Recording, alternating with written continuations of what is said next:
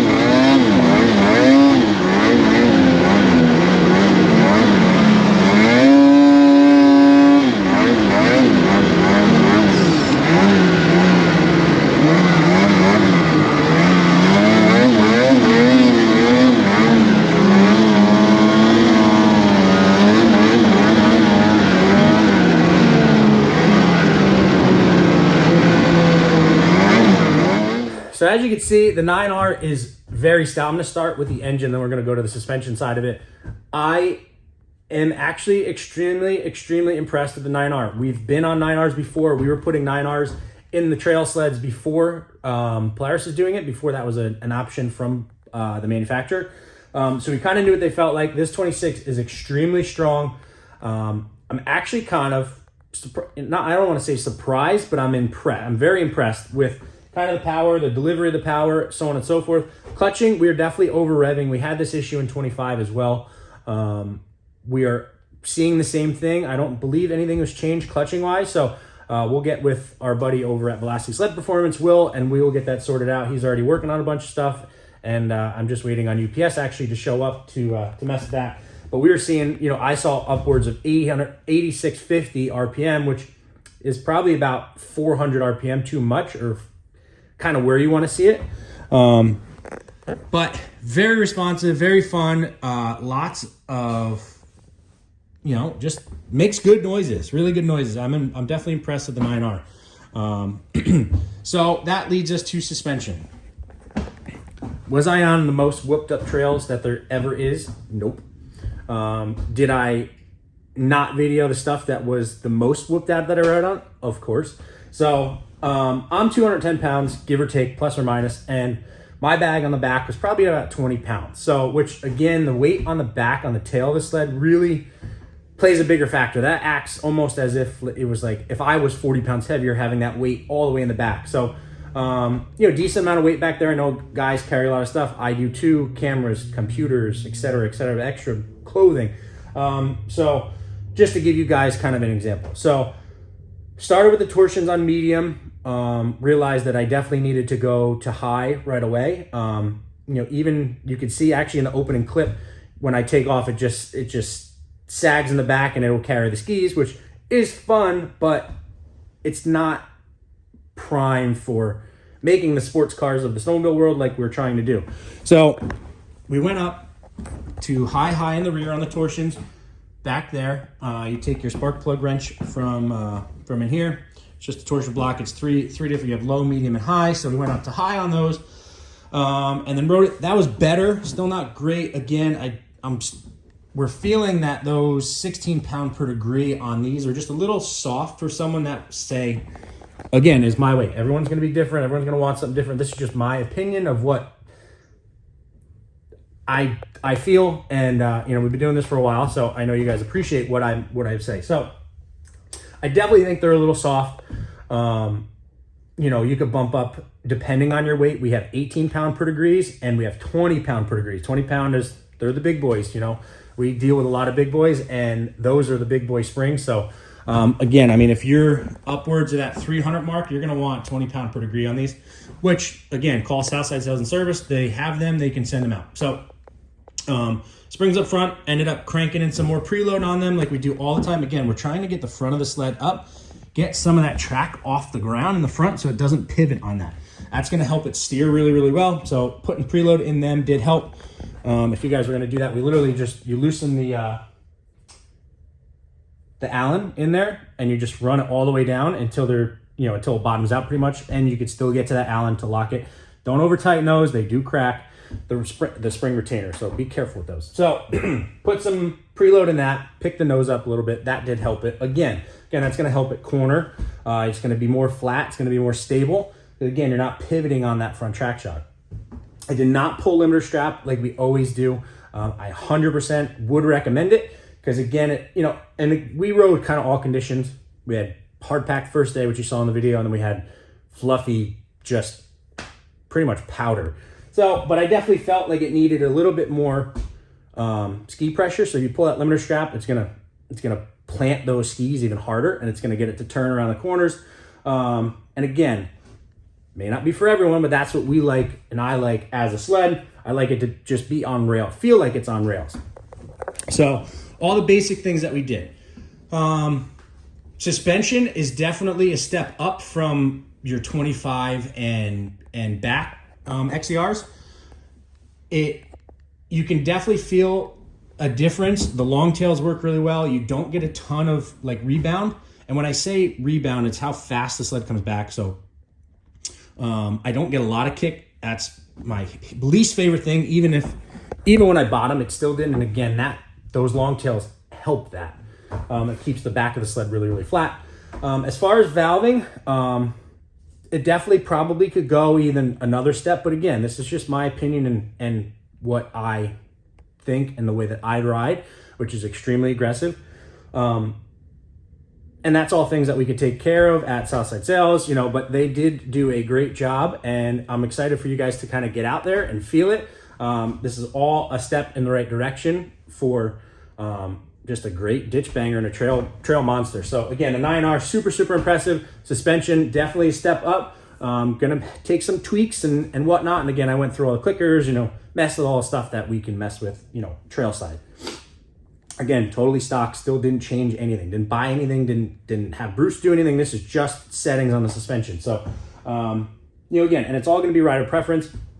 I definitely felt like it could have been stiffer a little bit, just to help with those bottoming outs and the G outs and whatnot.